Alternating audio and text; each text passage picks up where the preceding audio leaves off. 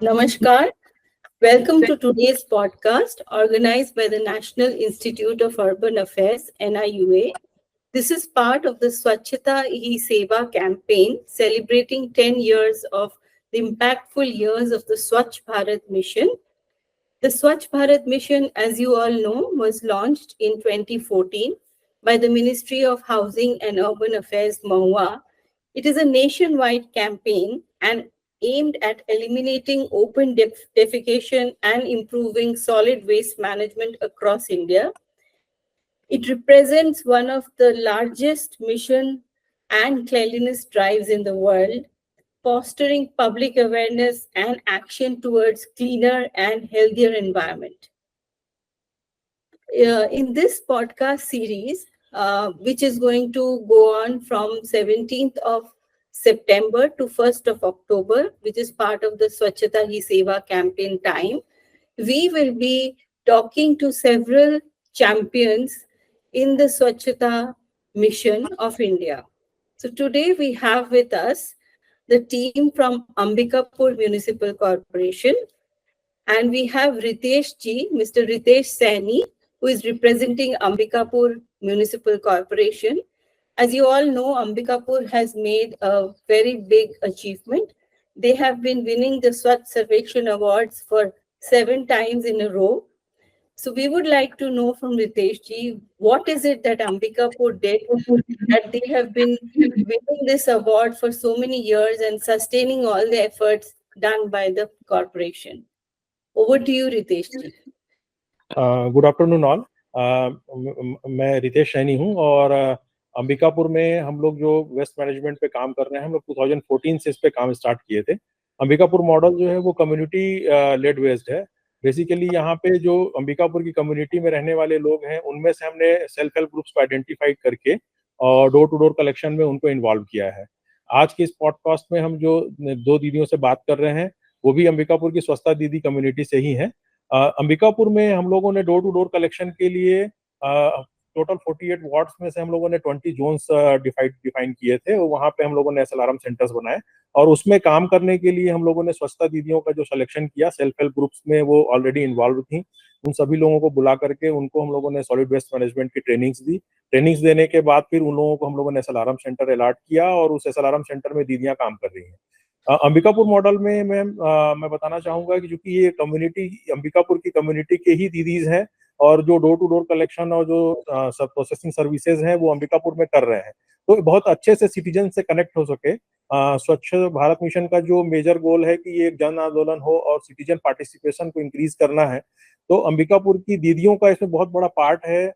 जो बात हम लोगों को समझाने के लिए वेरियस IC एक्टिविटीज करते हैं, वॉल राइटिंग करते हैं कि सोर्स सेग्रीगेशन करना है, किस तरह से मतलब वेस्ट को हम लोग को रिड्यूस करना है, रीयूज करना है, रिसाइकल करना है। तो ये सारी बातें मेरी जो ग्रीन आर्मी है अंबिकापुर की 480 टोटल स्वच्छता दीदीज हैं जिनको हम ग्रीन आर्मी मानते हैं, उनको हमने ट्रेन किया और ये ग्रीन आर्मी ने पूरे शहर में इसको स्प्रेड करके एक एक घर पे जा करके कैसे सोर्स सेग्रीगेशन करना है, ऑन साइट ट्रेनिंग इन्होंने दी।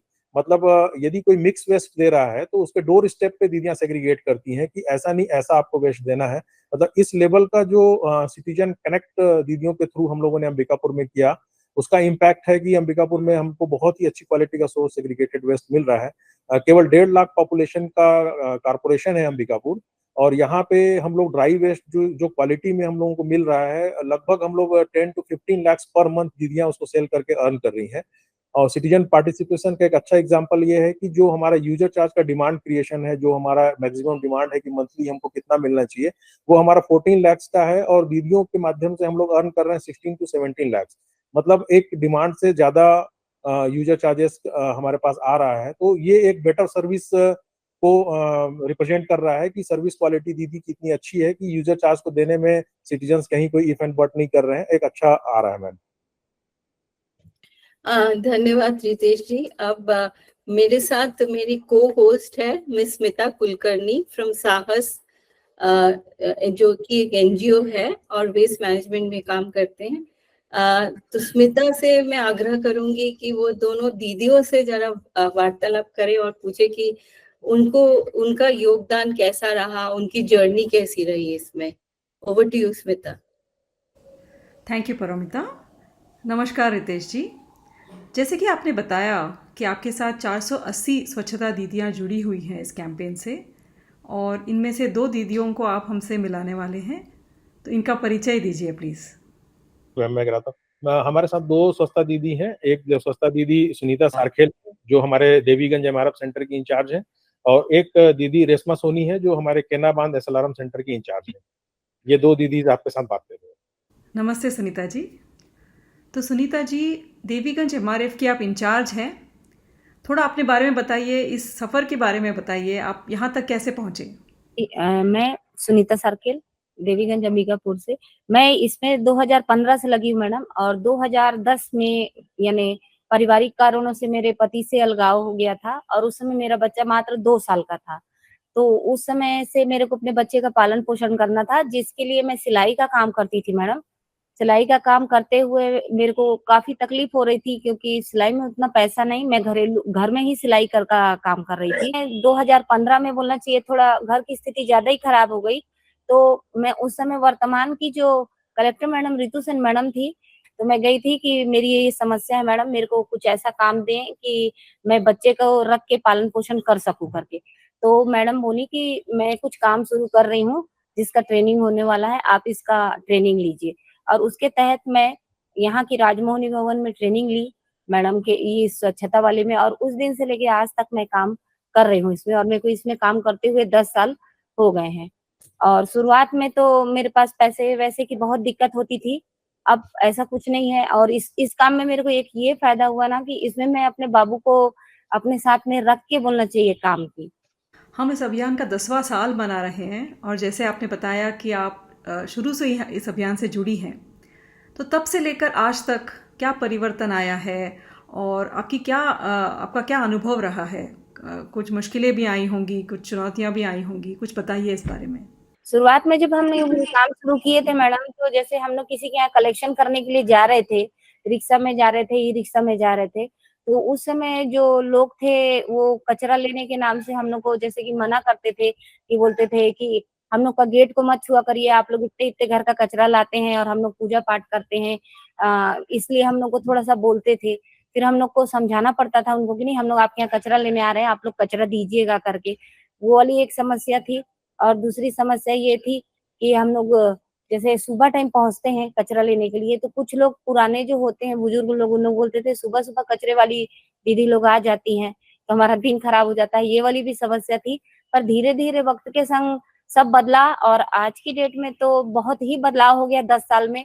आज हमारे जो शहर के लोग हैं, जो हम लोग को दरवाज़ा छूने मना करने के लिए बोलते थे, नहीं छुआ करो बोलते थे, अब तो वो हम लोग को हर त्योहार-व्योहार में महिला दीदी लोगों को नए-नए साड़ी-वाड़ी भी देते हैं, जो उस वार्ड में जाते हैं उनको देते भी हैं, और आज के डेट में हम लोग को बुलाते भी हैं, कोई-कोई संस्था भी बुलाती हैं, और वार्ड में कुछ कार्यक्रम होता है, तब भी हम लोग को बुलाते हैं। और इतना भी हो गया मैडम, आजकल तो शादी-वादी होता है, तो उसमें भी बोलती हैं कि आप लोग आया करिएगा, क्योंकि हम लोग रोज़ उस वार्ड में जाते हैं, जिस वार्ड में भी काम करते हैं, तो उनसे घरेलू टाइप का एक ठो हो गया है, और उन लोग को भी कुछ काम रहता है, तो हमसे भी बोलती हैं आजकल।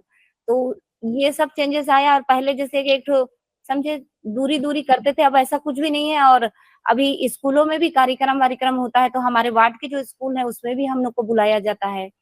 कुछ संस्था लोग भी हम लोग को सम्मानित करने के लिए बुलाते हैं, तो बहुत फ़र्क है, और लोग भी बहुत जागरूक हुए हैं। और अब ऐसा है कि अगर हम लोग एक दिन अगर या 1 टाइम या 2 घंटे भी लेट हो जाते हैं, तो वो खुद हमसे संपर्क करते हैं कि हमारे यहाँ का कचरा नहीं उठा है, और पहले हम लोग को उनके पास जाना पड़ता था कि आप लोग कचरा फेंकिए मत, हम लोग को दीजिए। तो ये वक़्त के संग बदले हैं हमारे शहर वाले लोग, और अब हम लोग को इस काम में करते-करते अच्छा ही लग रहा है, क्योंकि हम लोग को सब कोई जानने लगे हैं। ये पहचान भी मिली, नाम भी मिली, और बोलना चाहिए अपना बाल-बच्चे का बोलना चाहिए हम लोग पालन-पोषण भी अच्छे से कर रहे हैं। और मेरा बेटा आज 10 साल में पढ़ते-पढ़ते 10वीं तक पहुँच चुका है, और आगे भी पढ़ेगा। धन्यवाद सुनीता जी, आपकी कहानी वाक़ई प्रेरणादायक है। अब हम रेशमा जी से सुनना चाहेंगे कि आप इस अंबिकापुर के स्वच्छता अभियान से कब और कैसे जुड़ी? इस काम में जुड़ा हुआ मेरा 8 साल हो गया है। इस काम से पहले मैं कुछ नहीं करती थी। जब मेरे पति का एक्सपायर हुआ, तब मेरा बच्चा छोटा था। तब बहुत समस्या आया कि मैं क्या करूँ? मेरे बच्चे के लिए क्या कर पाऊँ? कैसे कमाऊँ? या फिर पैसे कहाँ से लाऊँ? फिर किसी कारण मेरी मतलब सहेलियों से पता चला कि स्वच्छ अंबिकापुर मिशन में मतलब काम दिया जाता है, वहाँ पे ऐसा-ऐसा काम किया जाता है। तब मैं इसमें आई और ट्रेनिंग की। तब मेरा बच्चा 2.5 साल का था। उसके साथ रहकर मेरे को काम करने में बहुत दिक्कत हुआ, फिर भी मैं इस दिक्कत को लेते हुए मतलब अच्छे से काम की। आज मेरे बच्चे का 10 साल हो गया है और वो तीसरी क्लास में है और अब मेरे बच्चे के साथ-साथ मैं खुद भी पढ़ाई कर पाई। मैं जब इस काम में नहीं जुड़ी थी तब मैं 12वीं पास थी और अब मैं बीए फाइनल कर चुकी हूँ। आपके मुश्किल के समय में इस काम ने आपका साथ दिया, पर ये काम करने में भी आपको मुश्किलें आई होंगी। जैसे आपने बताया आपको अनुभव नहीं था इस काम का, तो क्या-क्या दिक्कतें आई, आप कुछ बताइए इस बारे में? मतलब इस काम में जुड़ी तब मेरे को इतना अनुभव नहीं था कि इस काम को कैसे किया जाता है या फिर लोगों से कैसे बात किया जाता है। जब गाँव में थी तो इस सब का अनुभव नहीं रहता। जब गाँव में गाँव टाइप से और शहर में आई तो ऐसा लगा कि मैं इन शहर के लोगों से कैसे बात करूँ। फिर रहते-रहते तब लोगों से रहते-रहते शहर के लोगों से रहते-रहते मतलब बात करने में अनुभव हुआ कि मैं वार्ड में किस तरह बात करूँ, कचरा कैसे माँगूँ, यूज़र चार्ज कैसे करूँ। मतलब उनसे रहते-रहते अब अनुभव हो गया कि मैं उनसे किस तरह बात करूँ और कैसे बोलूँ और कैसे व्यवहार करूँ। उनके व्यवहार से खुद में बदलाव आया, मैं उनसे उनसे मतलब उन लोग से मिल के ऐसा बदलाव आया कि उनसे मैं अच्छे से बात कर सकूँ। आज ऐसा लगता है कि उन लोग आज हमारे फैमिली टाइप से हैं। ऐसा लगता है कि मतलब रोज़ मिलते हैं तो हम हमारे परिवार के हैं। कई जगहों पे जहाँ पे सॉलिड वेस्ट मैनेजमेंट इम्प्लीमेंट हुआ है, एमआरएफ के मैनेजमेंट से लेकर कलेक्शन टीम तक अधिकतर पुरुष हैं और अंबिकापुर की पूरी टीम महिलाओं की है। तो रितेश जी, मैं आपसे जानना चाहूँगी कि ये निर्णय कैसे लिया आपने और कहीं पे क्षमता पर या सुरक्षा पर कोई सवाल खड़े हुए? जी मैम, हम लोगों ने भी जब अंबिकापुर में शुरू किया था तो लग रहा था कि केवल स्वच्छता दीदियां ही होंगी और जो 2015 का पर्सपेक्टिव था मैम, उस समय वेस्ट मैनेजमेंट को लेकर के भी बहुत ज्यादा इनिशिएटिव थे नहीं। तो उस समय ये लगता था कि उस समय हम जिस गार्बेज की बात करते थे मैम, वो रोड साइड गार्बेज होता था कि सड़क में पड़ा हुआ मिलेगा, पब्लिक डस्टबिन से हमको कलेक्ट करना है। तो वो एक पर्सपेक्टिव हमारे मन में भी था कि ये कैसे अपन इसको दूर कर पाएंगे।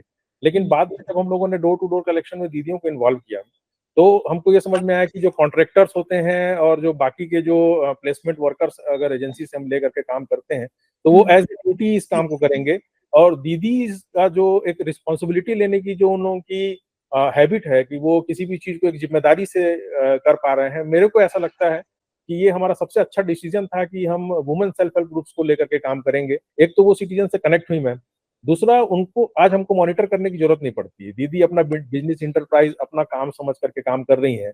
अगर हम किसी प्लेसमेंट एजेंसी के थ्रू काम करें तो मल्टी लेवल उसकी मॉनिटरिंग करनी, उनका असेसमेंट करना, सिटीजन ग्रीवेंसेस कैसे क्लियर होंगे। ग्रीवेंसेस हम तक पहुंचते ही नहीं है, मतलब जो सिटीजन्स हैं वो दीदियों से ही बात कर लेते हैं कि दीदी ये समस्या है या आपको कोई समस्या है। इवन हर एसएलआरएम सेंटर का अपना अपना एक अलग अलग व्हाट्सएप ग्रुप है। हर वार्ड का व्हाट्सएप ग्रुप दीदियों ने बनाया हुआ है, वो अपने ग्रुप में ही प्रॉब्लम्स को सॉल्व कर देती है। मतलब म्युनिसिपल कॉर्पोरेशन के लेवल तक बहुत रेयर केसेस में डोर टू डोर कलेक्शन की प्रॉब्लम आती है, ड्रेन डिसिल्टिंग अदर की प्रॉब्लम आती है। तो ये एक अच्छा रहा कि दीदीज कर रही थी। हम लोग भी इसको लेकर बहुत वरीड थे कि जब ये वार्ड में जाएंगी तो सिटीजन का बिहेवियर कैसा होगा इनके लिए। तो उसके लिए हम लोगों ने क्या किया था मैम, शुरू में सेफ्टी पर्पज को ध्यान में रखते हुए हर एसएलआरएम सेंटर, हर वार्ड में हमारे जो रेवेन्यू इंस्पेक्टर्स होते हैं जो टैक्स कलेक्शन करते हैं, उनको एज ए मेंटर हम लोगों ने अपॉइंट किया था। और कलेक्टर मैडम ने निर्देश दिया था कि अदर डिपार्टमेंट्स के भी जो लोग हैं, जो मितानिन है, ऑलरेडी महिलाएं हैं, वो ऑलरेडी वार्ड में जा रही हैं, उनसे इनका इंटरेक्शन कराया कि आप लोगों को किस लेवल की प्रॉब्लम आई थी। आंगनबाड़ी कार्यकर्ता थी जो ऑलरेडी वार्ड में काम कर रहे हैं। तो इन सब लोगों का फीडबैक लेने के बाद और हमारे जो रेवेन्यू इंस्पेक्टर उनको मेंटर बना करके शुरू में हम लोगों ने साथ में इनको इन्वॉल्व किया कि अगर ऐसी कोई प्रॉब्लम कहीं पे आती है तो उसको हम लोग तुरंत हैंडल कर पाएंगे मैम। बट ऐसा कोई हम लोगों को ऐसा बहुत कोई इंसिडेंट नहीं था। इवन एक बात और आपको हाईलाइट करना चाहूंगा मैम कि कई बार ऐसा इंसिडेंट हो जाता है कि व्हीकल किसी कारण से गिर गया, खराब हो गया, पलट गया, या किसी दीदी को डोर टू डोर कलेक्शन के दौरान कोई चोट लग गया या ऐसी सिचुएशन क्रिएट होती है तो वो हम तक आएगा मैसेज, फिर हम उसमें फिर कुछ रिस्पॉन्स करेंगे। लेकिन इसमें एक बहुत अच्छा इम्पैक्ट है मैम कि हम तक आने से पहले ही वार्ड के लोग उस पर रिस्पॉन्स कर रहे हैं। एक दो इंसिडेंट ऐसे हुए कि एक्सीडेंट हुआ तो हम तक जब तक खबर आई तब तक वार्ड के लोग दीदी को हॉस्पिटल लेके पहुंच चुके थे, ट्रीटमेंट स्टार्ट हो चुका था। रेशमा जी, क्या आपको कभी लगा कि ये महिलाओं का काम नहीं है? मैम शहर के लोगों तो नहीं, पर मेरे परिवार वाले बोलते थे कि ये काम क्यों करे। मेरी सासू माँ खुद बोली कि ऐसा काम क्यों कर रही है, छोड़ दो। बाकी बस मेरे फैमिली वाले नहीं चाहते थे कि मैं काम करूँ, ये महिलाओं का काम नहीं है। ऐसा लगा तुम इतनी पढ़ी लिखी हो करके भी ऐसा काम कर रही है, पर उनका बात ना ध्यान करके मैं अपने मतलब आत्मविश्वास से ये काम की और आज तक कर रही हूँ। चाहती हूँ कि आगे अच्छा ही हो और अच्छा से कर पाऊँ। भविष्य के बारे में कुछ बताइए कि आपने अपने निजी ज़िंदगी में या फिर इस योजना को लेकर क्या सोचा है? इस योजना के तहत तो मैडम जब तक ये काम चलेगा तब तक तो मैं करूँगी इसमें काम, जब तक मेरा शरीर साथ दे बोलना चाहिए। और बोलना चाहिए मैं अपने बच्चे के भविष्य के लिए इसको काम करते-करते इस काम से मेरे को घर भी मिला हुआ है मैडम। क्या है इससे मैं बाहर की हूँ, बाहर के शहर की हूँ, तो इस काम से मेरे को घर की समस्या जो होती थी पहले किराया देना पड़ता था, वो अब नहीं देना पड़ता है। सर लोग बनवा के दिए हैं, जहाँ मैं काम करती हूँ देवीगंज सेंटर में, वहाँ मेरे को रूम भी मिले हैं 2 ठो। मेरे भविष्य की बात है तो एक अपने बेटे के लिए एक घर बनवाना है, पर मैं अपने बच्चे के भविष्य के लिए चाहती हूँ कि मैं उनके लिए ऐसा करूँ कि वो आगे जाके मतलब मुझसे ज़्यादा नाम कमाए और अच्छे से कोई ऐसा कार्य करे ताकि मेरे को मतलब ऐसा लगे कि मैं इस काम में जुड़ के मेरे बच्चे को अच्छा परवरिश दी। चाहती हूँ कि वो अच्छे से मेरे से भी अच्छा मतलब भविष्य लाए और अच्छा मतलब अपना स्थान बनाए। इस बात पे मैं आपसे पूछना चाहूँगी क्या आपने कभी सोचा था कि आज आप जहाँ हैं वहाँ होंगे, आपकी कहानी कोई सुनना चाहेगा, आपका इंटरव्यू होगा? ऐसा कभी नहीं सोची थी। ये मेरा पहला मतलब आप पे इंटरव्यू है। ऐसा मैं कहीं आज तक बात नहीं की थी मैं कि ऐसा सोच सकती थी कि मैं किसी के सामने इस तरह बात कर पाऊँ। मैं चाहती हूँ कि जैसे ही अब मतलब सहयोग दिए हैं, आगे जाके और भी अच्छे सहयोग दे सकें ताकि हम अपने आत्मविश्वास को बढ़ा के और अच्छे से काम कर पाएँ। रितेश जी, मैं आपसे जानना चाहूँगी आप तो सारे स्वच्छता दीदियों के संपर्क में हैं, उनकी क्या उम्मीदें हैं इस अभियान को लेकर और आप इस अभियान का भविष्य क्या देखते हैं? मैम, जैसे दीदी लोग जो बात कहना चाह रही थी कि एसबीएम से जुड़ने के बाद हमने तो अपना परिवार चला लिया और हम बच्चों को पढ़ा रहे हैं, लेकिन जिस जो आज के समय में एजुकेशन का स्टैंडर्ड है, कॉम्पिटिटिव एग्जाम्स हैं, अब एक बच्चे को अच्छा फ्यूचर कैसे दे सकते हैं, वो इनके सामने एक बहुत बड़ा समस्या आज भी है। तो जैसे गवर्नमेंट ऑफ इंडिया की बहुत सारी बेनिफिशियरी स्कीम्स हैं जो हम इन बेनिफिट इनको कर रहे हैं। जैसे प्रधानमंत्री आवास योजना में अपन लोगों ने सैंक्शन दिया, आयुष्मान भारत में ये लोग कवर्ड हैं, जीवन ज्योति बीमा में ये लोग मतलब इंश्योरेंस में भी कवर्ड है। तो इनका मतलब ये एक्सपेक्टेशन था कि फ्यूचर में इनके जैसे दीदीज हैं या जो भी स्वच्छता कर्मी हैं, उनके जो बच्चे हैं, उनके पढ़ाई के लिए अगर कोई स्कॉलरशिप की स्कीम हो या कोई कॉम्पिटिटिव एग्जाम के लिए अगर वो अपना प्रिपरेशन के लिए भेजना चाहते हैं, तो उसमें उनको कुछ सब्सिडी या कुछ फाइनेंशियल सपोर्ट या कुछ इस तरह का चीज अगर अपन कर पाएंगे, तो इनको ये अच्छा लगेगा कि मतलब मैं अपने बच्चे को एक अच्छे प्लेटफॉर्म में भेजने के लिए मेरे को यहाँ से भी एक अच्छा सपोर्ट मिला। ये तो अपना जो सेविंग्स करके जो कर ही रही है मैम, तो एक इनका एक्सपेक्टेशन ये था। और दूसरा मैम जो मैं एज ए कारपोरेशन पर्सन बताना चाहूंगा कि स्वच्छ भारत मिशन का ये इम्पैक्ट है कि अगर जो फैसिलिटी आज हम सर्विस दे रहे हैं शहर में डोर टू डोर कलेक्शन को, अगर एसबीएम नहीं आया होता, कम्युनिटी एंगेजमेंट नहीं किए होते, तो कॉर्पोरेशन की टीम में इतना कैपेबिलिटी नहीं थी कि हम लोग इस लेवल का सर्विस लोगों को डिलीवर कर पाते। एसबीएम आने के बाद हमने किया। दूसरा होता क्या मैम, इंफ्रास्ट्रक्चर हो, लोग हो, टीम हो, संसाधन हो, सब कुछ हो, लेकिन फिर भी यदि सिटीजन की विलिंगनेस नहीं है तो वो उस काम को अच्छे से रिजल्ट, उसका आउटपुट अच्छा मिल नहीं सकता। तो स्वच्छ भारत मिशन का इम्पैक्ट जो सिटीजन्स के लेवल पे आया मैम, मतलब आज वो एज ए पार्टनर काम कर रहे हैं, डोर टू डोर कलेक्शन में सोर्स सेग्रीगेशन दे रहे हैं, तो एक बहुत अच्छा जो अवेकनिंग हुई है लोगों को, लोग खुद ही करना चाहते हैं कि हो, और वेस्ट मैनेजमेंट हो, कॉपरेशन जो एसडीएम से मिला वो एक बहुत ही अच्छा है मैम। और जो स्वच्छता दीदीज को लेकर के गवर्नमेंट ऑफ इंडिया की बहुत सारी स्कीम्स मिल रही हैं, सफाई में सुरक्षा चैलेंज है, सफाई में सुरक्षा शिविर, बहुत सारे स्कीम्स हैं जिससे हम लोग कंटिन्यूसली इनको बेनिफिटेड करते जा रहे हैं मैम। तो फ्यूचर में भी इस तरह की नई नई स्कीम्स अगर और मिलती रहेंगी, ताकि हम इन लोगों के लिए भी अब सोचें, दीदीज के लिए भी, स्वच्छता कर्मी के लिए भी, और ज्यादा से ज्यादा इम्प्रूवमेंट अगर इनके लाइफ में कर पाएंगे तो बेटर होगा। अंबिकापुर की कहानी वाकई एक मिसाल है सबके लिए, हमारे लिए नहीं कि सब म्यूनसिपालिटीज़ के लिए भी। Paromita, what do you have to say? हमने काफी अच्छे से जाना रितेश जी अंबिकापुर के स्वच्छता कैंपेन के बारे में और दोनों दीदियों से। तो अगर हम इसको रैप अप करें और संक्षिप्त में कहें अंबिकापुर की स्वच्छता की कहानी, तो ये ऐसी होगी कि दीदियों ने इसमें आइडेंटिटी पाया, सेल्फ डिग्निटी पाया, उनका सेल्फ एस्टीम बढ़ा और वो सोशली और इकोनॉमिकली दोनों तरीके से एम्पावर हुए, जिसकी वजह से उन्होंने अपने परिवार को एक बेटर जिंदगी दिया और आगे भी दे पाएंगे। और ये एक सस्टेनेबल मॉडल है, क्योंकि जैसे कि आप दोनों ने रितु मैडम का नाम लिया, उन्होंने ये इनिशिएटिव स्टार्ट किया था। उसके बाद कई कमिश्नर्स आए और कई कमिश्नर्स गए, बट ये एफर्ट जो है आप लोगों ने सस्टेन किया कंटिन्यूअसली। और दीदियों का जो 450 दीदियां हैं, राइट? अभी 480 है। 480 दीदी है। और जब आपने शुरू किया था तो कितने दीदी थे? उस समय हम लोग मैम 450 दीदी से स्टार्ट किए थे। 450 दीदी। तो पहली बात तो कि एक नंबर सस्टेन हुआ, इसमें ड्रॉप आउट नहीं हुए, उल्टा इसमें एड ऑन हुए, तो वो भी एक बहुत बड़ा जो है अचीवमेंट है इस पर्टिकुलर प्रोग्राम का। और ये दीदियां कह रही कि यही काम करना वो पसंद करेगी आगे भी जाकर। तो इसका ये बिल्कुल एक सस्टेनेबल मॉडल है, क्योंकि यूजुअली क्या होता है, सस्टेनेबिलिटी जो है उसके तरफ हम बहुत स्ट्रगल करते हैं।